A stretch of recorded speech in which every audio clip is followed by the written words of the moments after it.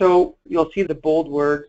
The three key areas or players in this, of course, is myself as a neighborhood development coordinator, the Council of Lethbridge Neighbourhoods as a supporting organization for, of course, the neighborhood associations. Those are sort of the three primary leadership areas, and everything else really supports that. But of course, we value any leadership capacity we can get from any of the other avenues from those, from the previous slide here, the key players.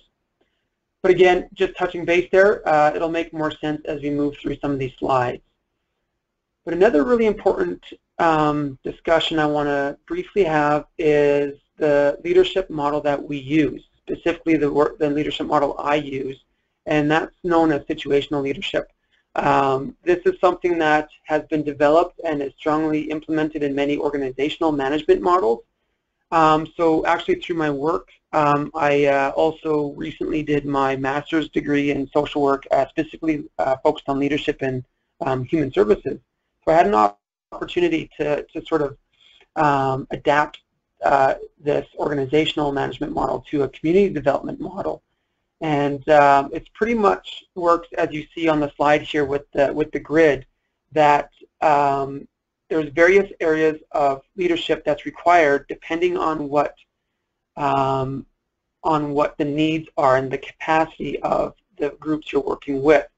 So at the very bottom, you'll see the bottom bullet there. It says leadership process. This is how I've adapted it to community development, where sort of at the beginning of all this, it was really myself. I was the head of neighborhood development in Lethbridge. Nothing really existed up until that point.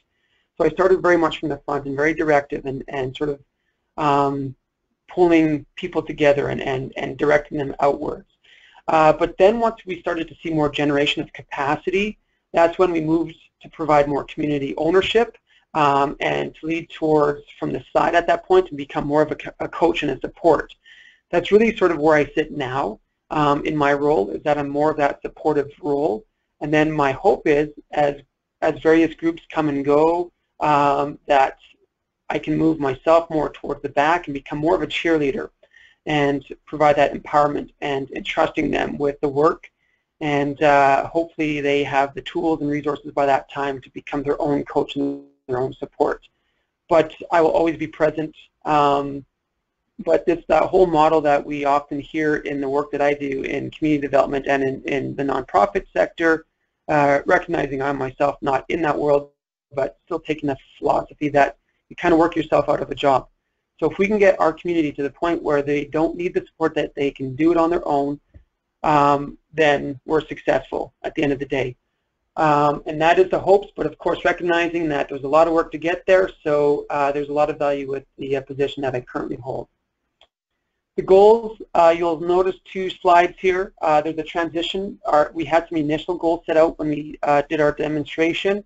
As we sort of developed through that demonstration and leading towards something more formal, these are the 5 goals that we're leaning towards at this point.